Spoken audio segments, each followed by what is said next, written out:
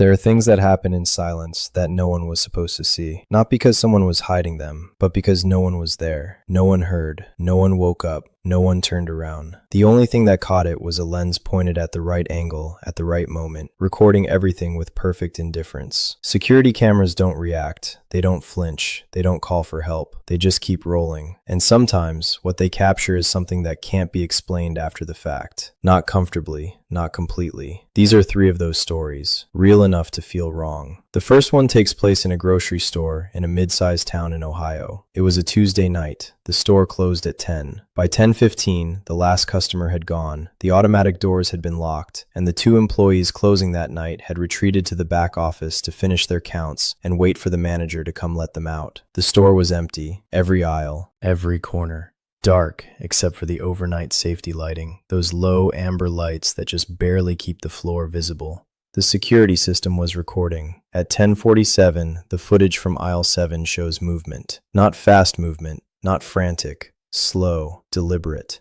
A figure walking from one end of the aisle to the other, stopping, reaching for a product on the shelf, placing it on the floor, moving to the next one, stopping again, reaching, placing it on the floor. Over the next 40 minutes, this figure moved through 6 aisles. It wasn't breaking anything. It wasn't stealing. It was taking items off shelves and placing them, carefully, on the floor in front of the shelves, methodically, like someone completing a task they'd done many times before. What the footage can't explain is how they got in. Every door was locked. The back doors were alarmed. The overhead cameras at every entrance show no one entering before close, and no one was seen exiting either. At 11:22, the figure simply isn't there anymore. The employees didn't hear anything. When the manager arrived at 11:30 and they walked out through the store, they found it. 6 aisles, hundreds of items, all placed on the floor in a single row, face up, evenly spaced. The manager thought it was a prank. Then she watched the footage. The part that stayed with her wasn't the movement. It was the way the figure moved. There was no hesitation, no looking around, no awareness of the cameras. Whoever or whatever it was moved through that store like they already knew exactly what they were going to do, like they'd been planning it for a while, or like it simply didn't matter if anyone saw. Police were called. No explanation was ever found. No signs of entry, no fingerprints, no identity. The store changed its security system after that. Not because anyone believed it would help, more because nobody could stand watching that footage again without feeling something they couldn't name. The second story comes from a residential apartment building in Portland, Oregon. A 10-story building, indoor hallways, 1 long corridor per floor with cameras at each end. A woman on the 6th floor reviewed her building's security footage after waking up 3 mornings in a row with what she described as an overwhelming feeling that something had been in her apartment overnight. Nothing was taken. Nothing was visibly moved. Just a feeling. The kind that doesn't go away when the sun comes up. She submitted a request to the building manager and was given access to the hallway footage from the past week.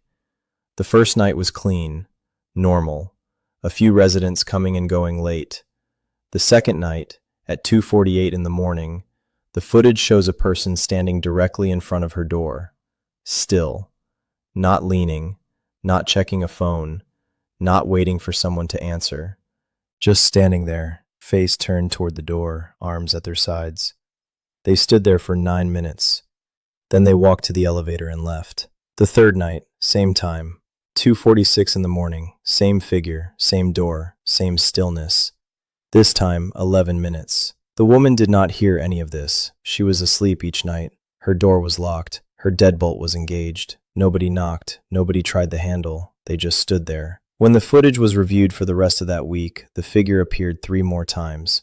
Always between 2:30 and 3 in the morning. Always standing at her door. Always leaving without incident. The duration got longer each night. 9 minutes, 11, 14, 18, 22. The building had no record of who the figure was. The camera angle showed a person of average height wearing dark clothing, face never clearly visible in any frame. No resident on the 6th floor recognized them. No visitor logs matched. The elevator footage showed the figure arriving from the lobby level each time and returning to it, but the lobby camera had a blind spot near the stairwell entrance. The woman moved out within 2 weeks. What unsettled the building manager most wasn't the figure standing there. It was the pattern, the escalation. the way whoever it was seemed to be measuring something, getting comfortable with it. Each night a little longer than the last, as if they were working towards something. Whatever it was, the footage ended before anyone found out what. The third story is the one that tends to stay with people the longest. A family in suburban Georgia. 2 parents, 1 daughter, age 7. They had a standard home security system with indoor cameras covering the main living areas. The footage was cloud stored and automatically deleted after 30 days unless manually saved.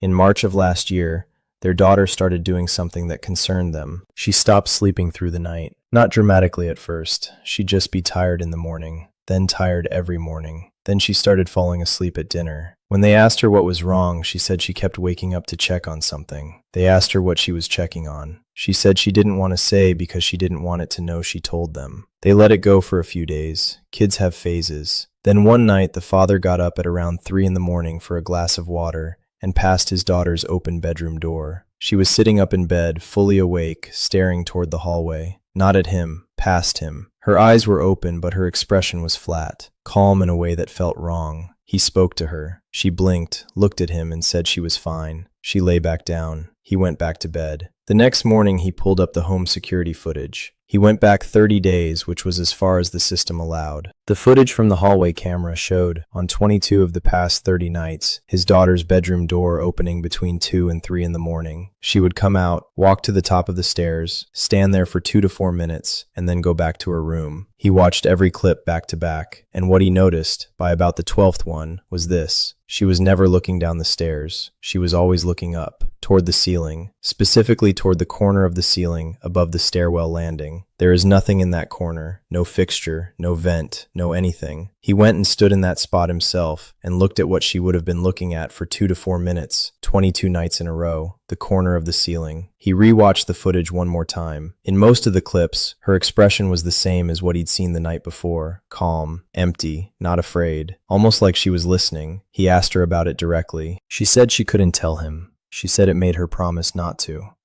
They took her to their pediatrician, then to a child psychologist. Sleepwalking was considered, a mild sleep disorder.